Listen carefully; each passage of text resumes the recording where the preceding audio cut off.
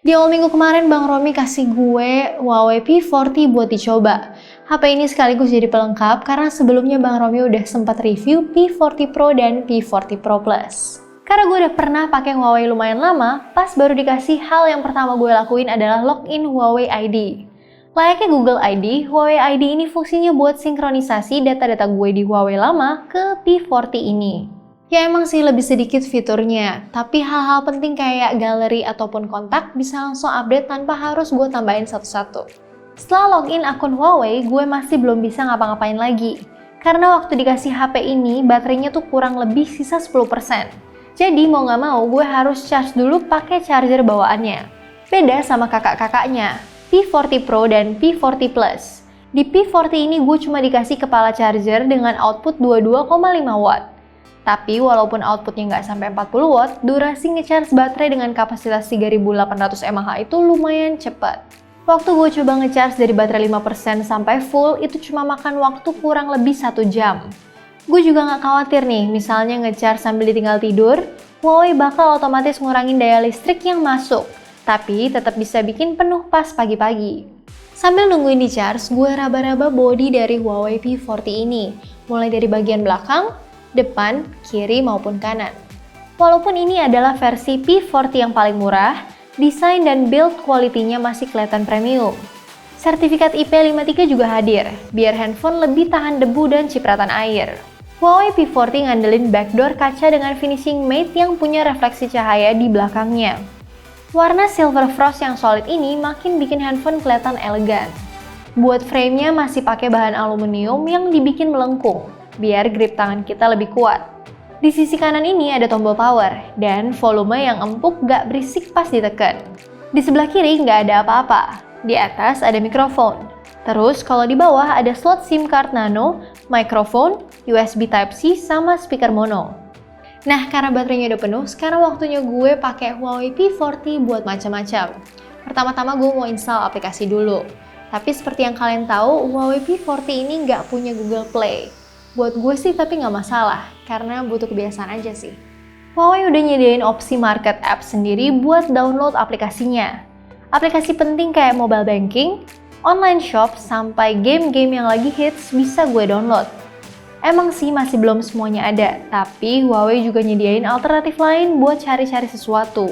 Namanya Petal Search. Petal Search ini nggak cuma bisa nyari aplikasi atau game dari app galeri Huawei, tapi dia juga bisa cari dari market lain kayak APK Pure, Aptoide, APK Center, dan lain-lain.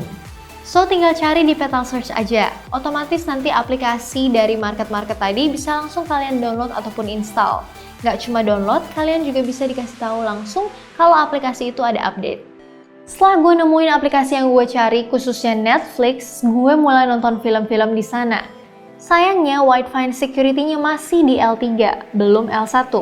Otomatis gue nggak bisa nonton di resolusi Full HD. Tapi walaupun gitu, gue masih tetap nyaman pas pakai nonton YouTube. Berkat layar OLED plus resolusi Full HD Plus ini, konten gambar jadi lebih kelihatan berwarna. Warna gelapnya pun jadi lebih kelihatan makin pekat, nggak keabu-abuan. Sebenarnya masih ada juga opsi biar warna layarnya makin kelihatan. Tinggal ubah aja color mode-nya ke vivid, nanti saturasi warnanya jadi nambah. Cuman gue lebih suka di normal aja, biar kelihatan lebih natural. Ukuran layar yang cuma 6,1 inci udah beneran pas banget di tangan gue.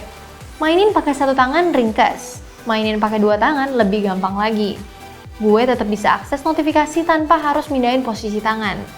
Kering kesan bodinya ini akibat dimensi handphone yang lebih kecil sama bobot yang lebih ringan. Kalau soal dimensi sih mirip-mirip lah sama Pixel 4. Tapi gue gak nyangka, ternyata bobot si P40 ini cuma 180-an gram. Udah termasuk satu SIM card di dalamnya. Kalau misalnya pakai 2 SIM nano atau 1 SIM nano plus nano memori, gue rasa beratnya cuma naik dikit. Padahal kalau dibandingin sama Poco F2 Pro yang gue pegang sekarang ini, bobotnya sampai 230 gram. Apalagi iPhone 11 Pro Max bisa sampai 250 gram. Ya walaupun beratnya nggak beda jauh, tapi kalau kelamaan pegang HP, berat sih, berasa juga lelahnya.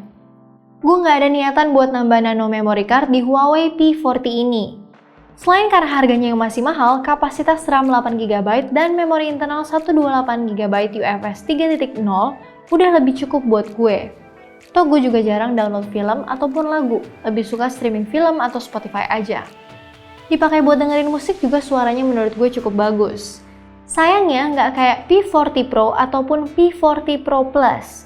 Si P40 ini speakernya masih mono yang letaknya itu ada di bawah. Keluaran suara cukup bagus, walaupun menurut gue belum sebagus Samsung Galaxy S20.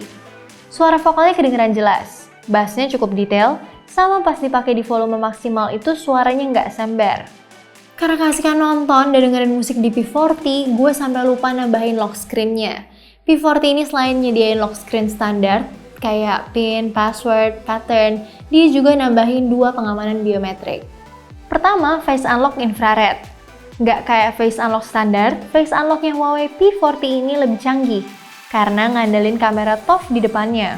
Proses buka kunci jadi lebih cepat dan aman. Bahkan di ruangan remang-remang muka gue masih tetap bisa kebaca. Yang kedua itu in-display fingerprint. Sensor yang dipakai itu masih optical, tapi kecepatan sama akurasinya menurut gue standar-standar aja. Pas gue baru mau scan jari, malah face unlock yang udah kebuka duluan. Tapi di masa pandemi kayak gini, gue tetap lebih suka pakai fingerprint. Karena kalau misalkan pakai face unlock, kalau lagi di luar, mesti buka masker, baru bisa kebuka layarnya. Tapi beda cerita kalau misalnya lagi di rumah, kan nggak pakai masker, jadi gue tetap lebih suka pakai face unlock. Waktu lagi di rumah dan udah bosen nonton ataupun dengerin musik, akhirnya gue coba main game. Gak ada keraguan main game di Huawei P40 ini. Hampir semua game kelas berat bisa dimainin dan lancar tanpa ada masalah. Akun lama gue juga tetap bisa dipakai asalkan loginnya lewat Facebook, Twitter, atau yang lain.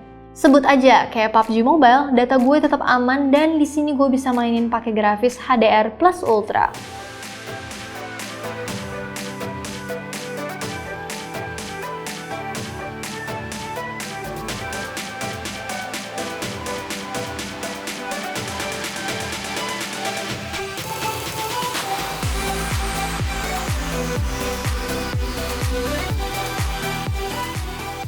Main Asphalt 9 bisa high quality dan main COD Mobile pun bisa rata kanan. Perpaduan SoC Kirin 990 Plus GPU Mali G76MP16 ini sukses bikin main game di Huawei P40 ini makin nyaman. Kenyamanan ini berkat spesifikasi tinggi yang ada di dalamnya. Dan karena ini adalah keluarga flagshipnya Huawei, otomatis spek yang dipakai itu paling tinggi. Baterainya juga bisa dibilang awet karena bisa tahan seharian dengan screen on time rata-rata 5-6 jam.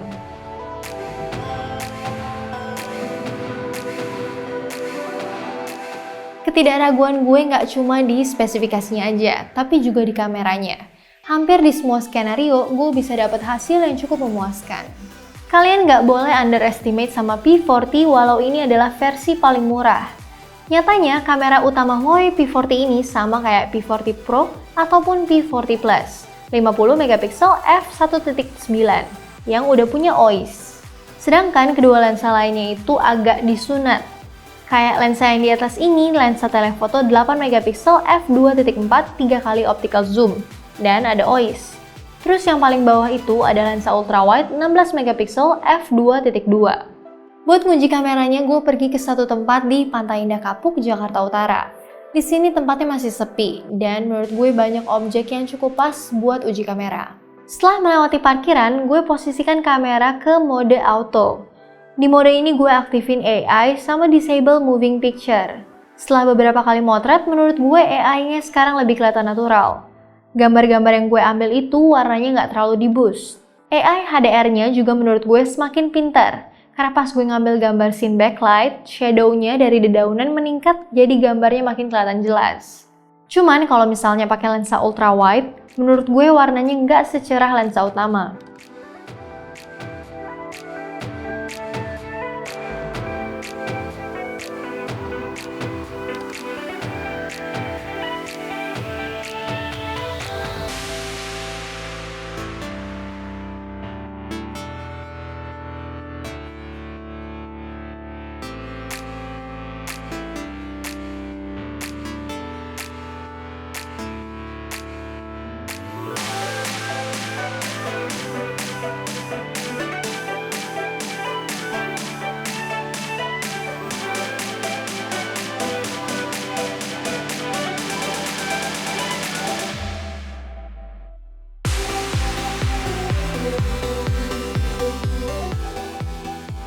Scene yang paling gue suka adalah portrait.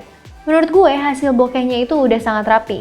Hampir semua foto potret yang gue abadikan itu background blurnya rapi. Gak ada miss walaupun objek gambarnya jauh. Gak cuma mode potret aja, mode aperture juga ngasilin efek bokeh yang sangat rapi di berbagai objek. Enaknya gue juga bisa ngedit tingkat bokehnya setelah foto diambil. Mulai dari f0.95 sampai f16.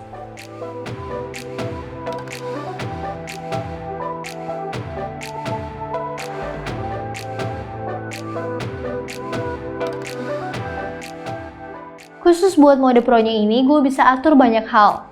Mulai dari ISO sampai 6400, shutter speed sampai 30 detik, metering mode, mode RAW, pilihan lensa sampai mode 50 megapiksel. Gue juga sempet nyobain selfie-selfie pakai Huawei P40 ini.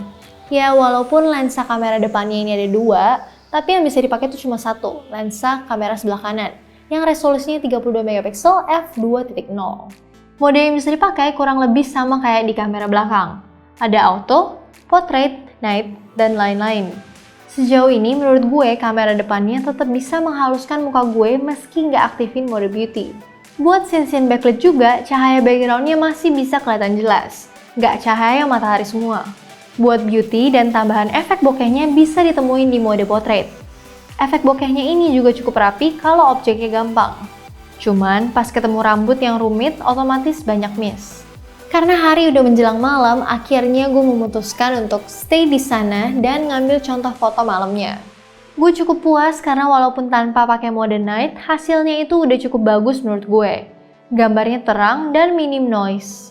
Tapi, dalam beberapa kasus gue juga sempet ngalamin kalau hasil gambarnya tuh kurang fokus. Puas foto-foto, selanjutnya gue coba ngetes kemampuan dari video Huawei P40.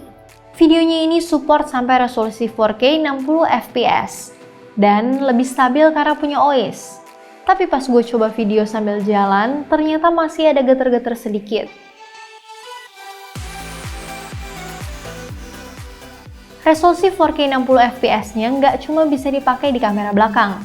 Video selfie pun tetap bisa di resolusi tertinggi. Gue juga dikasih opsi buat aktifin beauty video, cuma pas sudah aktif resolusinya otomatis turun ke 1080p 30 fps aja.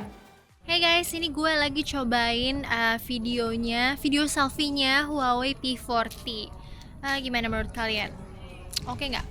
Terlepas dari ketiadaan GMS, gue bisa bilang Huawei P40 ini adalah flagship di bawah 10 juta yang nggak ada keraguan buat dipakai. Layarnya bagus, prosesornya kencang, baterainya awet, dan nge-charge-nya juga cepat.